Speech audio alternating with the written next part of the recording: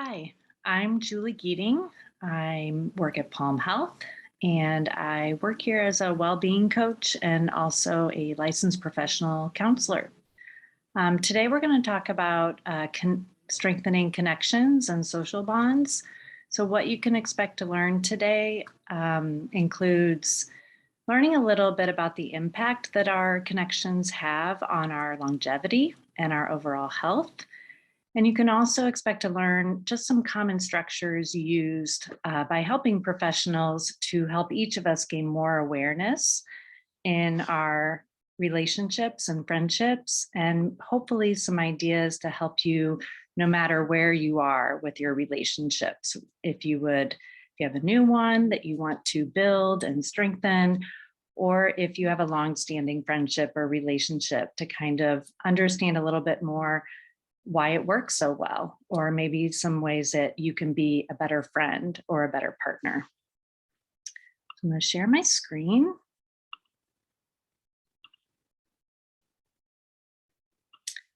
Okay. So just a little overview of what we're going to talk about today. We're going to spend some time talking about what do we mean by social connection and what are the impacts that our connections have on our health.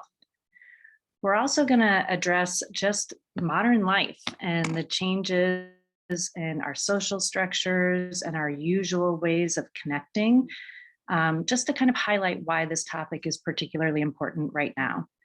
We're also going to talk about what's involved in feeling connected in our relationships, all of our relationships, our friendships, marriage, relationships with our parents, with our siblings, and with our children. And then we're going to spend some time just reviewing some ways that we might strengthen any of our relationships, because of course, we all have the ability to make improvements in our life. As we go into this topic, I just always like to say that this webinar today is meant to be informational. It is not in any way meant to be a substitute for professional advice or one-on-one consultation. And as you're listening today, if there's anything I may be talking about that doesn't feel like it really resonates with you and your situation, you might be right, and you're probably right. And so I would really encourage you to explore that further with someone who you could meet with one-on-one. So social connection is one of the pillars of lifestyle medicine, which really influences the way we approach health and well-being here at Palm. It's associated with strong relationships are associated with improved overall health and with increased longevity in study after study. It's really fascinating. Friendship in particular really positively impacts our health. And of course, learning about friendship is important for all of our relationships, because as you begin to kind of dig a little deeper, you begin to see that friendship is really at the foundation of many of our longstanding relationships, whether it be with our significant other or with our children as they become adults, or with our parents as we age. Strong social connection really helps relieve a lot of the harmful levels of stress, which can have negative impacts on our coronary arteries, on our heart, on our gut function. It affects our insulin regulation and also our immune system.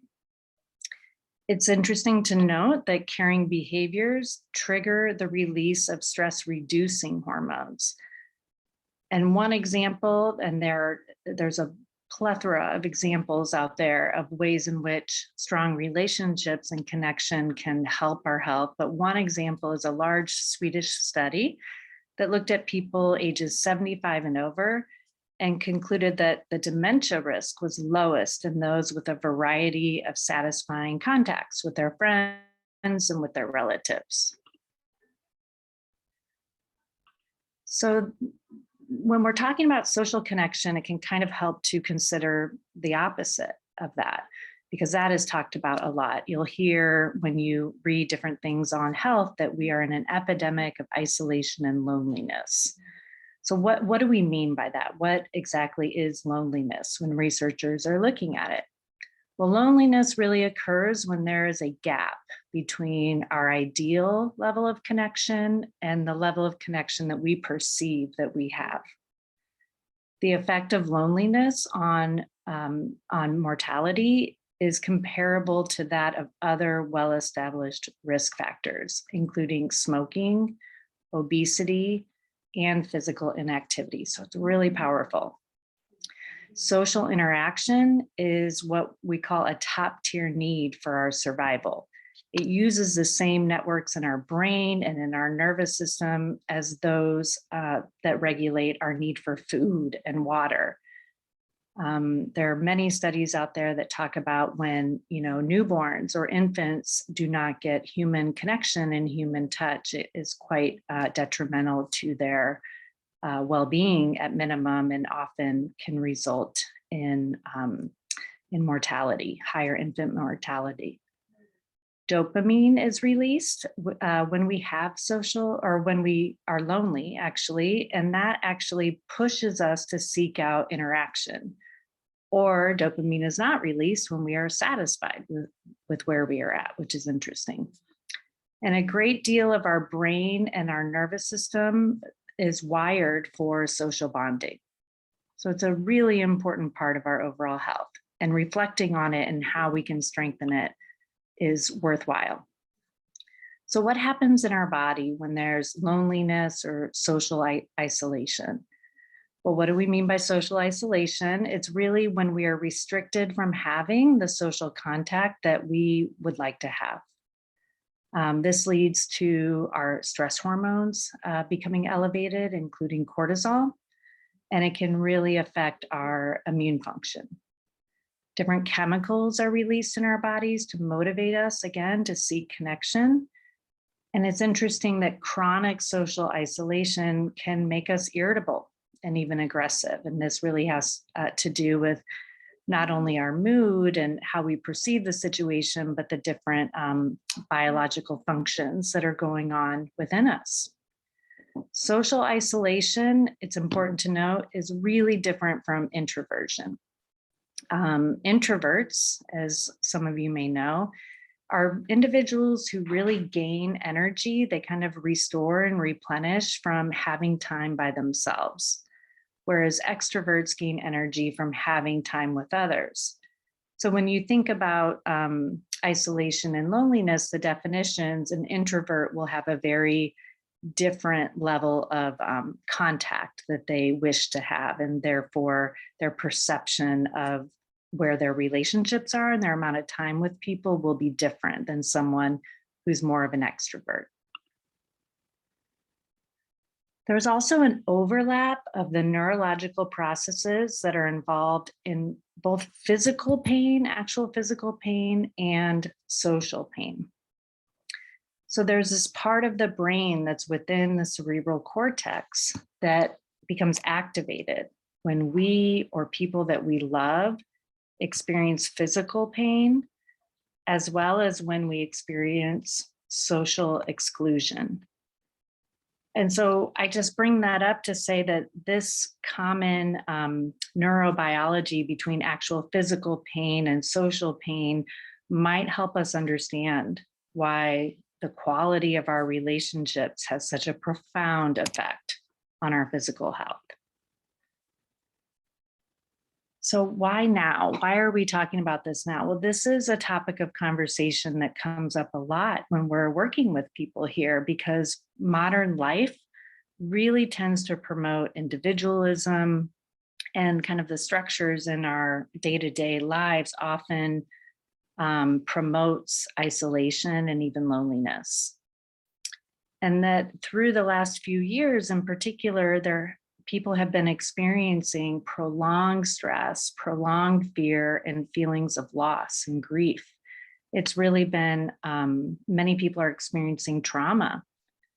And what is trauma? Just to talk a little bit about that. Trauma results from an event, a series of events, or set of circumstances. And that trauma is experienced as either physical or emotional harm. and it feels threatening to us in some way and often has adverse effects on our functioning, whether it be physical, social, emotional, or spiritual. So I bring that up to say that sometimes it can be helpful just to consider how trauma can affect our ability to manage stress. So this graphic here is just highlighting how something that we talk about here at Palm a lot, which is that we all have a certain threshold for stress or a window of tolerance for stress, that avoiding stress altogether is not really possible in life. But if we have too much stress, we get overwhelmed. If we have too little stress, we kind of shut down. The problem with this prolonged stress that we've had over the last few years is that for many of us, our window of tolerance for stress is smaller. And so more often we find ourselves outside of that window of tolerance in some form of dysregulation. And as you'll see, as we talk later on in the slides, self-awareness and understanding ourselves and how we're feeling is a really important part of building strong relationships. So it's important to identify when we're not at our best. So if I'm moving towards hyperarousal, as I move towards that, I'll begin to feel a little agitated, maybe anxious or angry. And as I go further up to hyperarousal, it's really when kind of the lid pops off and I might say something I regret or just kind of try to escape from it all. And then of course, on the other end, the hypoarousal, see this quite a bit too, but we don't always identify it as a stress response. But when we begin to get dysregulated in this way, we just sort of shut down. We kind of lose track of time. We maybe feel a little sluggish, a little out of control. And as we move further down that, we really start to feel numb. Time can go missing and it may just feel like we're frozen or we're stuck. So social connections are the most powerful way for us to regulate our emotional distress. So if you are in distress, being in close proximity to someone that you are securely attached to is one of the most effective ways to calm your emotions and to calm your nervous system. And this is a quote from Amir Levine, who wrote a book about adult attachment that I'm going to talk about a little bit down the line. So when we're talking about social connection and strengthening those connections, what all is involved in the feeling of connection in our relationships? So we're going to look at three different areas. The first one is cognitive mechanisms that are involved. The next one is what is called limbic regulation. I'll talk about what that is. And then there are just sort of other dynamics that we'll talk about as well. Okay, so first, feeling connected on a cognitive level or with our thinking. How do we know what this is and how do we improve it? Well, basically, cognitive empathy is the feeling of being understood and being known. So it doesn't mean that you guys always agree on everything, that you have all the same beliefs and the same ideas, same opinions about movies. That's not cognitive empathy. It's more that the other person knows how you think and feel about something. And it also requires you knowing how they think and feel about something. So self-knowledge and self-acceptance really lays the foundation for cognitive empathy because it requires some self-disclosure. So when we accept ourselves and recognize that we're very human and we're very flawed, we're not perfect, it allows us to be more likely to take a risk and be known. And then, of course, another part of being known and understood and knowing and understanding the other person is allowing for reciprocal disclosure. So this often involves asking big and deep questions and also giving authentic and deep answers to the questions that are asked of you. It was interesting looking at the research because it showed that chit chat, small talk, has actually been shown to have negative effects on feeling close. Another tip for increasing that feeling of cognitive empathy or closeness is to drop what is often called safety behaviors. So we all have these safety behaviors that we lean on in different situations. When I look at this, like avoiding eye contact, I think about being on an airplane, and for a long airplane ride, I sort of sometimes engage in some safety behaviors. But safety behaviors can include avoiding eye contact, frequently bragging or boasting, never initiating a conversation because you want to avoid feeling rejected, or never offering up a compliment. Safety behaviors really kind of put up walls in relationships and distance, and it can really diminish that sense of authentic connection. And so researchers, of course, have studied this. And when they did, they asked participants to drop some of their safety behaviors.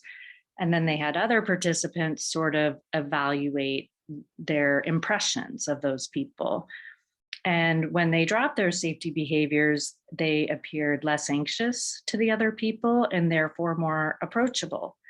And they were rated by the others and to be more inviting to spend time with and to approach to develop a friendship. So part of taking risk and being known and dropping safety behaviors will inevitably include working on one's inner critic, to that kind of internal voice that we all have that's telling us we're not enough.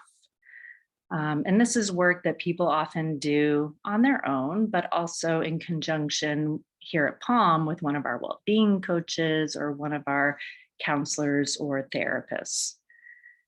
We also have to just acknowledge that feeling awkward is often a part of taking chances to get to know someone and to let them get to know you.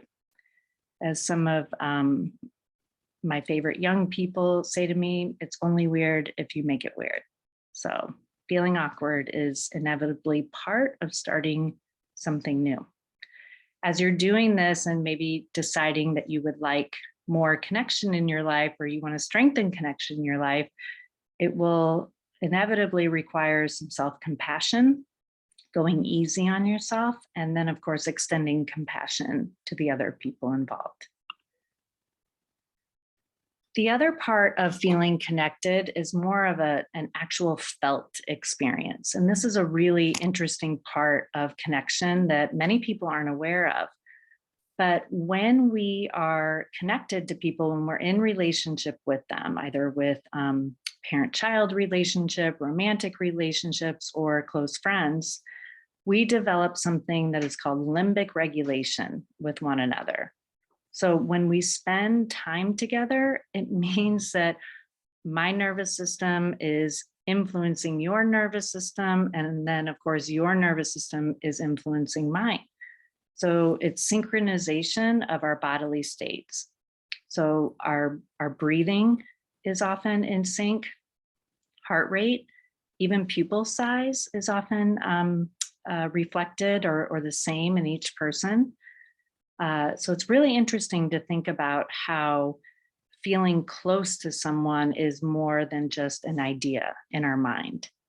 So there are many systems of our body that are involved in this kind of limbic regulation, or this feeling of emotional empathy is involved with this too. And these systems include the dopamine system, the release of prolactin, serotonin, and oxytocin. These are all different feel-good neurotransmitters and hormones in our body. It's also interesting to note that there's been a lot of research on oxytocin and giving oxytocin doses to people, and it is correlated with more honesty. And oxytocin plays a role in social bonds. So that'll come up down the road when we talk about strengthening friendships. But I thought that was pretty interesting too.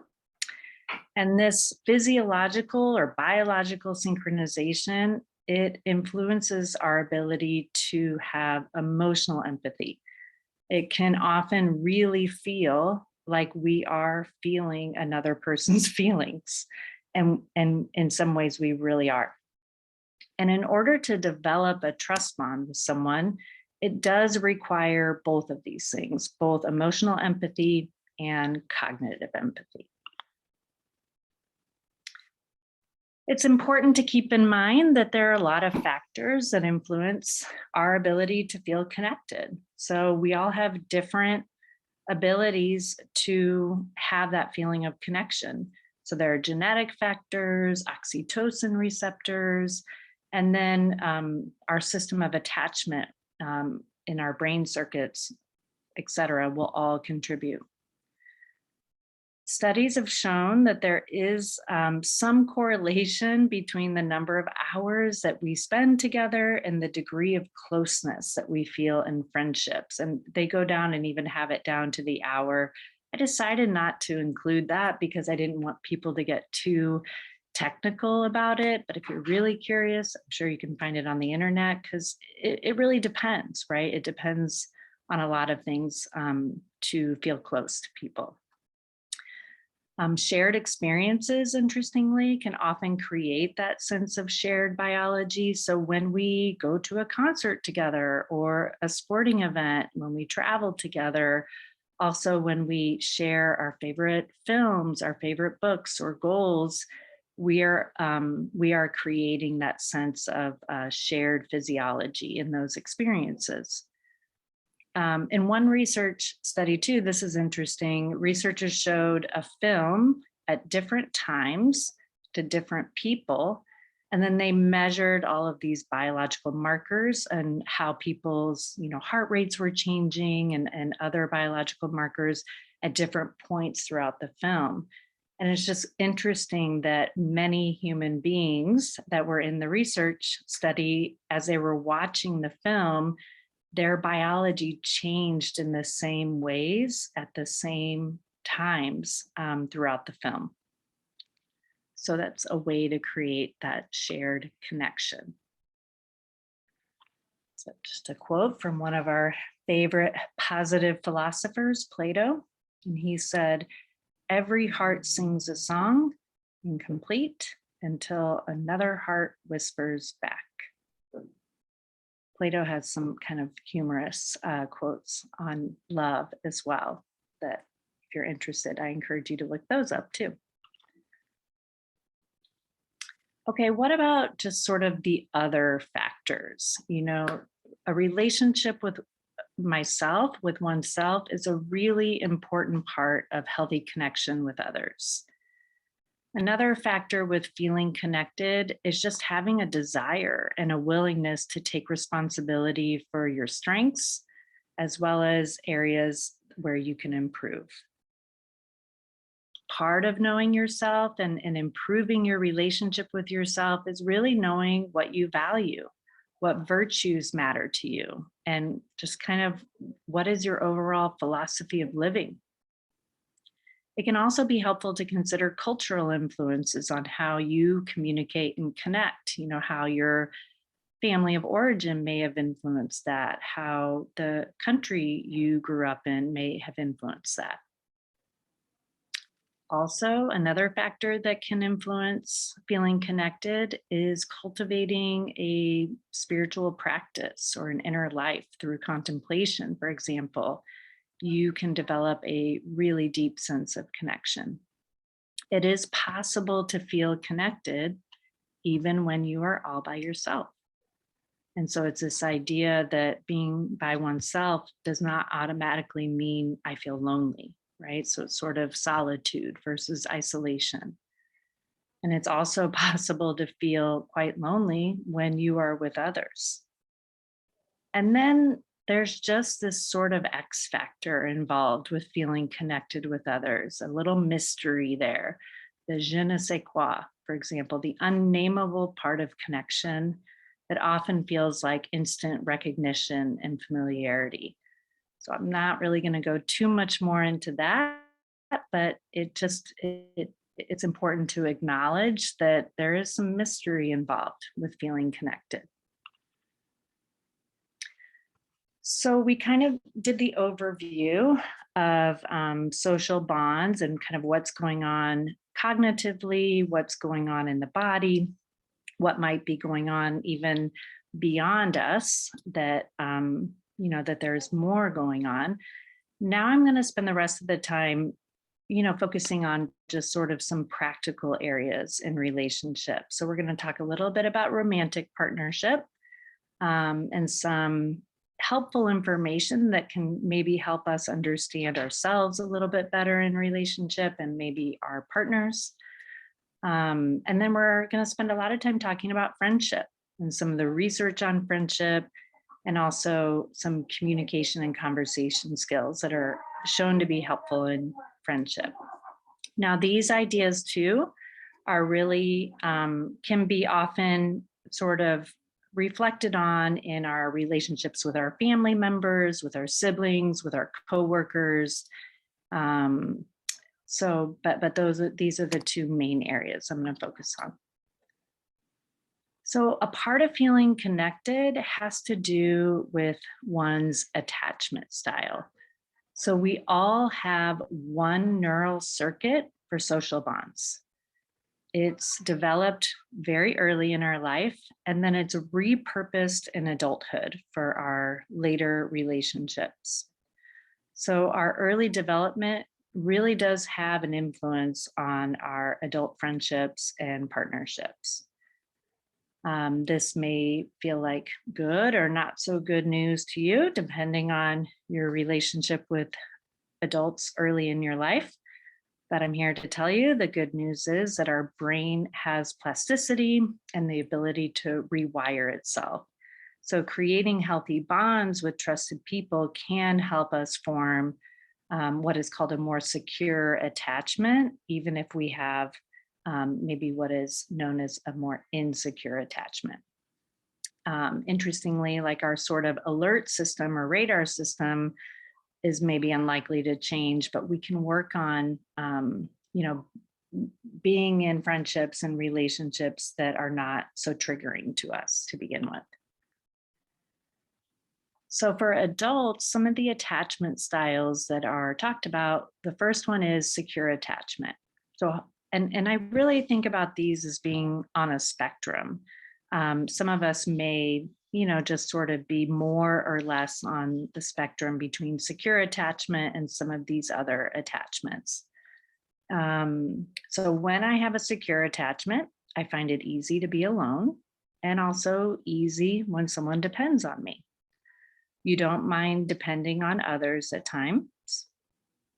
Both intimacy and independence are appealing to you. It is thought that the majority of the population has a secure attachment, say 55%. But in recent studies, there is some indication that it may be less than that now. People with a secure attachment have a good overall view of love, which allows them to get close to people. Another type of attachment style is the anxious, preoccupied attachment. And these are just overviews, and I'm going to give you some ideas if you are interested in these topics to go a little further on your own if you would like to. So when I have an anxious, preoccupied attachment, I want to be close to others, but I'm afraid that others don't want to be close to me. And so therefore, I'm really sensitive to small changes in mood, and I tend to get my feelings hurt. So reassurance and consistency, being with someone that you can count on is really necessary. There's also a dismissive avoidant attachment style. So these individuals tend to feel uncomfortable with too much closeness. They may create distance in relationships by not answering calls, not answering texts or emails, or through prioritizing work or other things. Research shows that they tend to see themselves a little more favorably than they see others, and therefore would rather not have very many close relationships. Again, these are, generalizations. And when someone rejects them, they tend to sort of cancel that person from their life. There's also the fearful avoidant attachment style. So these individuals, they want closeness, but they're also really fearful of being hurt. And so therefore they often just kind of try to pretend like they don't have emotions and don't like to show affection to others. And they may avoid intimate romantic partnerships completely. And then finally, there's a disorganized attachment style. And in this situation, the person acts in really unpredictable ways. They're trying to get their needs met, but they just aren't really sure what they need. And the person they're in relationship with has a hard time trying to figure out how to meet their needs as well. So, a really great book, in my opinion, that goes deeper into this is this book called Attached. It's the new science of adult attachment. And the authors do a nice job of going into different scenarios so that wherever you are on that continuum of attachment style, you can come away from the book with a sense of hope and, maybe a few things that you can improve on. Another area, often when people come to me and say, I'm looking for a marriage counselor, a relationship counselor, I usually recommend that they go to the Gottman Institute website and find someone who's certified in that method. And it's really because nobody else has done as much research on relationships as John and Julie Gottman and their team of researchers. So they've been studying relationships for more than 40 years. And they can predict with just really amazing accuracy in a very short amount of time if the relationship will end in divorce. I'm just going to go through some of the highlights of their research. And again, there's definitely, if this is a topic that's of interest to you, I really encourage you to do more reading. But how we manage conflict and how we communicate are really key predictors. And it's not so much about avoiding conflict altogether, which frankly is futile. Anytime we're close with people, there's inevitably going to be some conflict, but it is about learning how to do conflict well, or as well as one can, and then successfully repairing our connection with that person. So they're sort of famous for identifying what they call the 4 horsemen of the apocalypse of relationships. And they identify those as criticism, defensiveness, contempt, and stonewalling. Okay, so obviously it's pretty normal to moan about our partners in relationship, but that the problem comes really when that complaining turns into criticizing. So when I'm complaining, I'm focusing on the event or the behavior that I would like to change. When I'm criticizing, I'm really attacking my partner's personality. And if you find that you're using sort of statements like always or never, there's a decent chance that you're falling into this area of criticism. So what to do instead? Try to state your complaint without blame. Let your partner know that you're not happy about something, but it doesn't have to mean that they're an awful human being. And then, of course, avoid saying always and never as often as you can. Defensiveness is another sort of predictor of trouble in the relationship. When we quickly react that something is not our fault, it can really make our partner not feel heard, and it avoids us really taking an honest look of where we need to take responsibility. So when you begin to notice that you're in a pattern of defensiveness, you just got to own it, to see your role in the problem, which really then helps the other person feel heard and validated and take responsibility. The third one is contempt, and contempt is really the best predictor of a relationship ending. So we know what we're in contempt when we're making really, just really insulting, even sarcastic comments,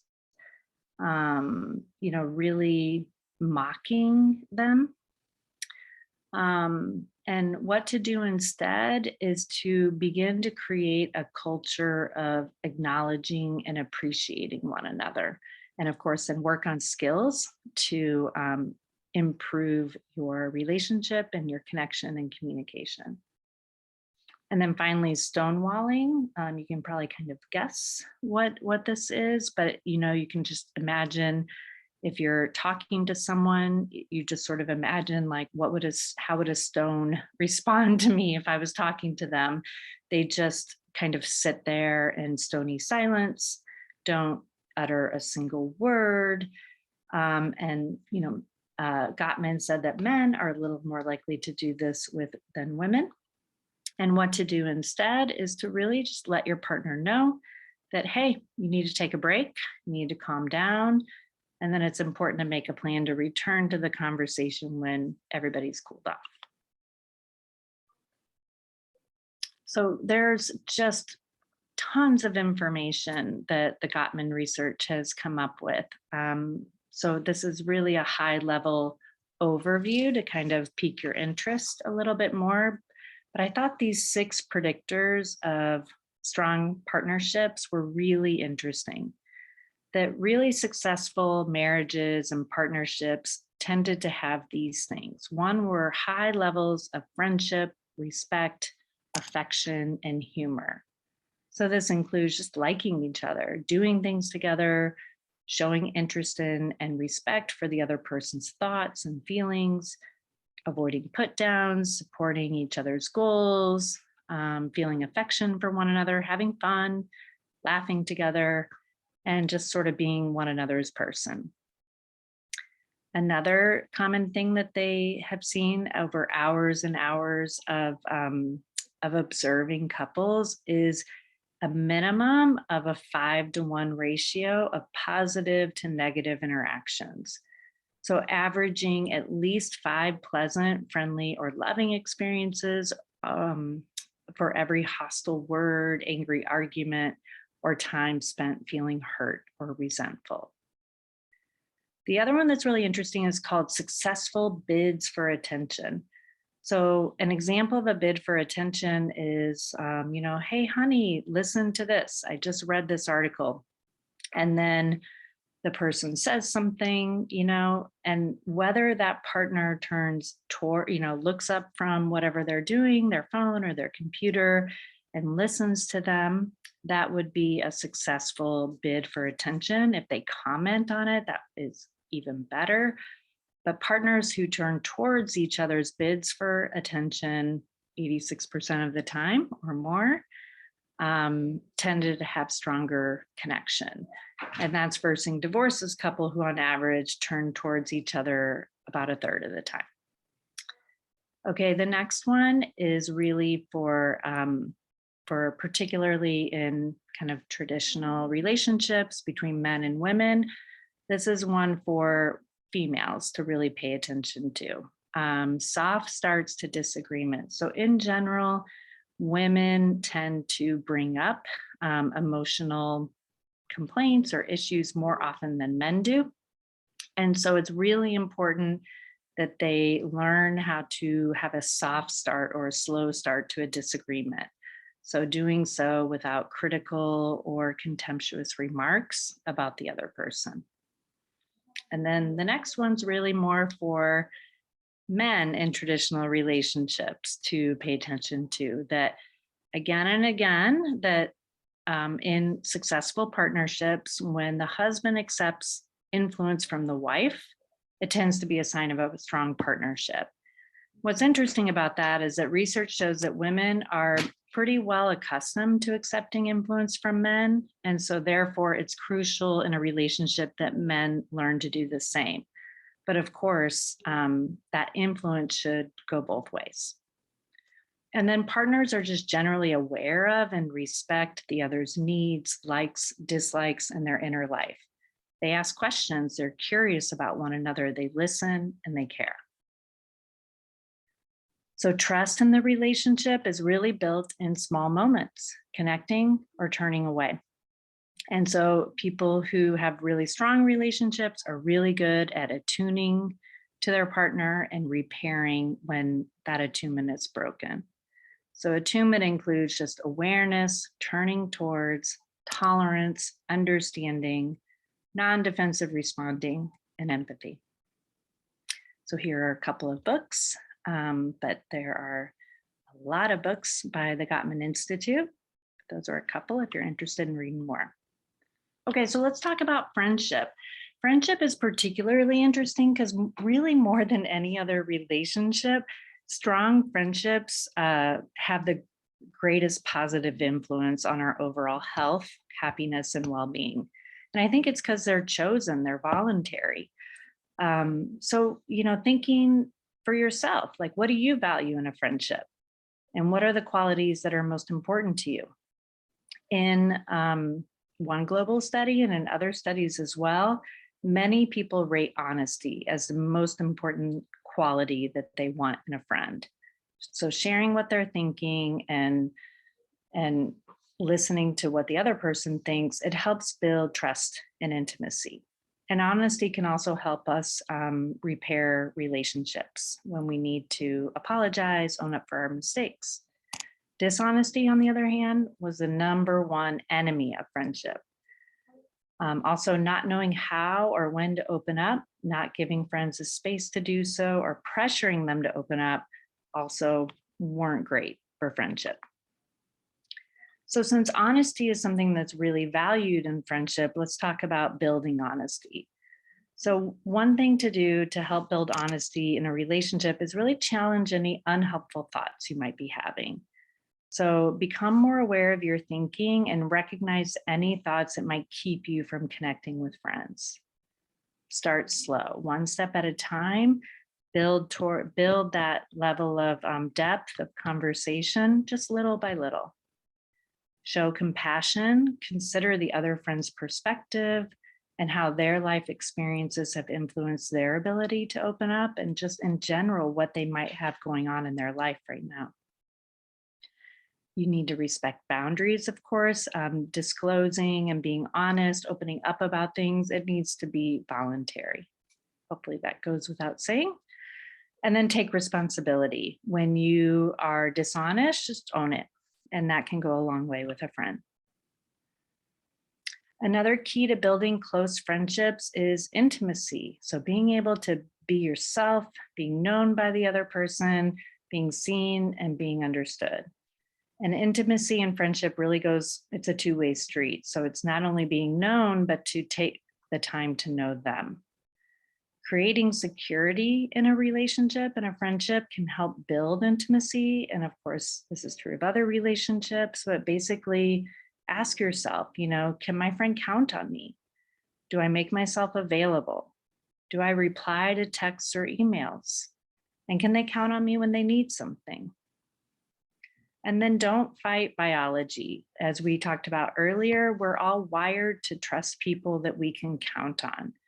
So flaky or unresponsive friends, that's okay. We're going to give them the benefit of the doubt and still love them and need them. But it may serve you to consider nurturing additional relationships with people who show the desire or the capacity to be close to you. So communication skills are really important to building closeness. So a few ideas on improving listening. So be present. When engaging with your friend or really your child, your student, your significant other, listen with your eyes as well as your ears. So much communication is happening non-verbally. You're exchanging information, as we saw earlier, right? Our heartbeats are syncing, our nervous systems are syncing. So you're exchanging information on many levels, including through your facial muscles, your body position, your posture, etc. And then notice them. It feels really good when someone takes the time to notice you. We all have this innate desire to be acknowledged and know that we matter.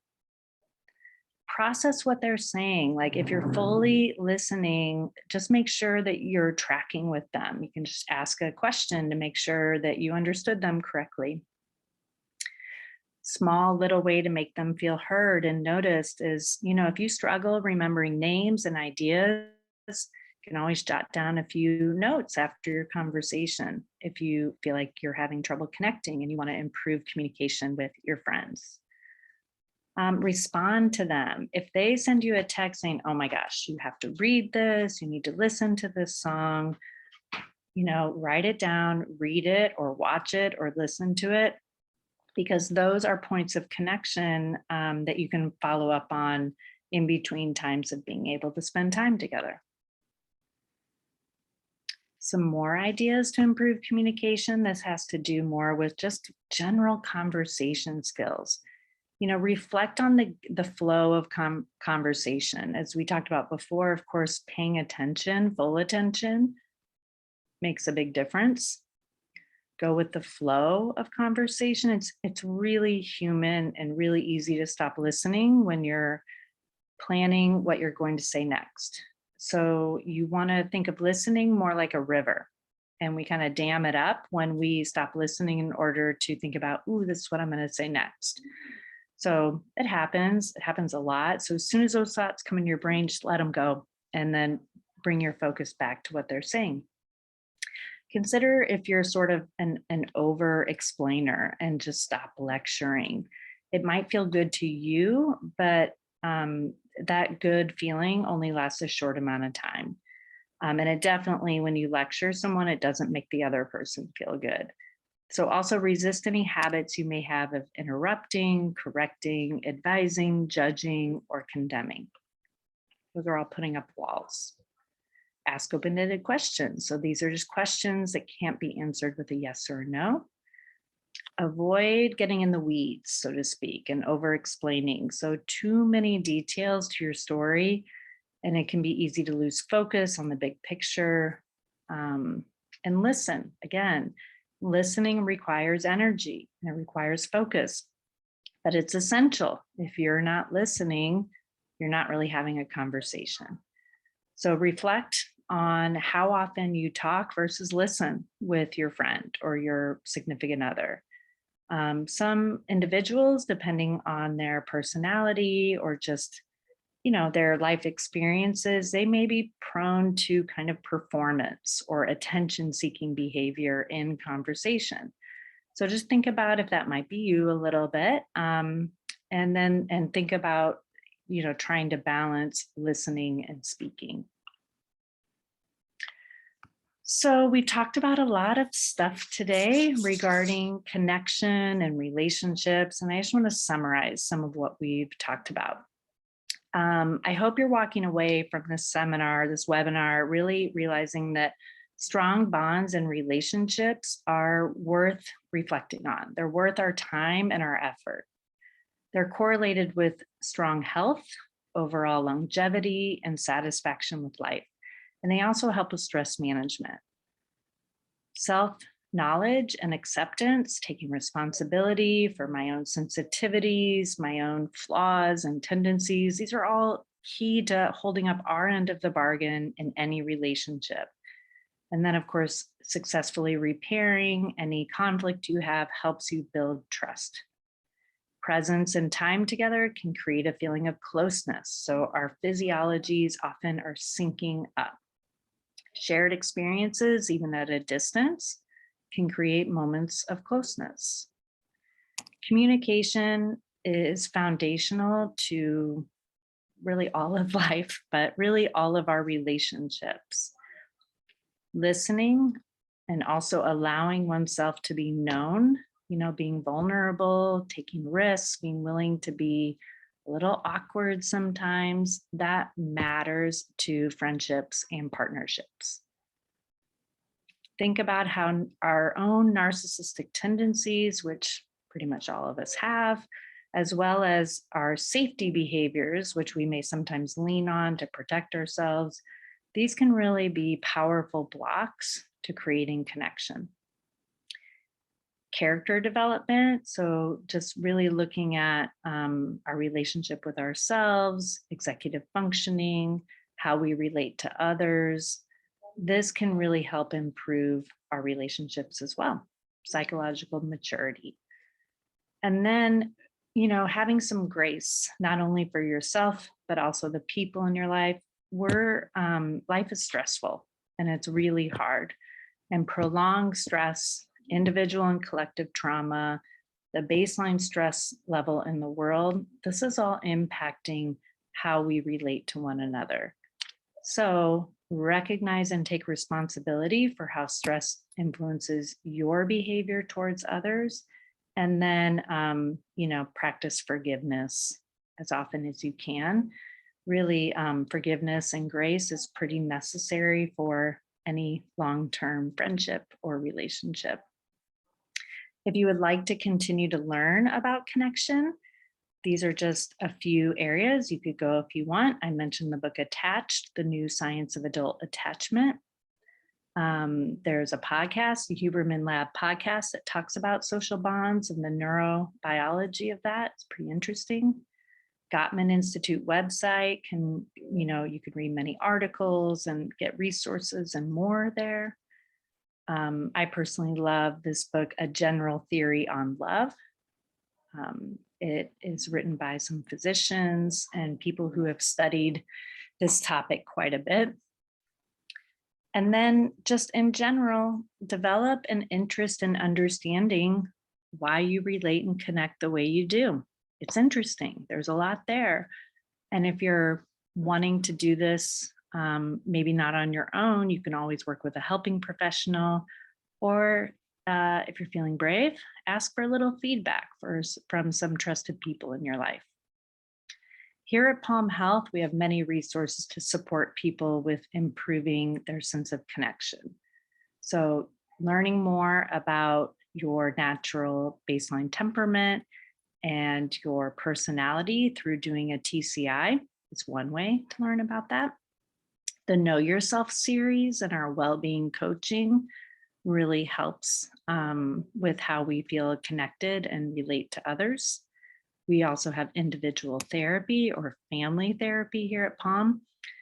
And then often we use a lot of our services in conjunction with one another. As you saw before, it's more than just how we think about things, right? Our mind and our body are always influencing, and really they're one.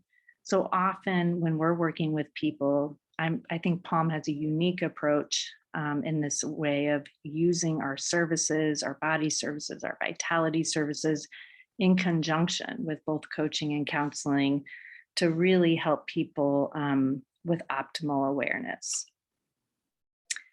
So I like this quote from Seneca, as long as you live, keep learning how to live.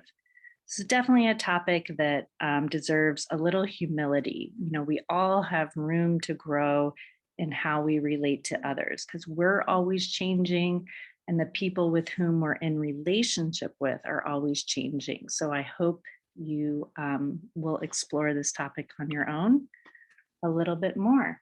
So thank you so much for joining me today. I hope you enjoyed the information that we had on this webinar, and we will see you soon.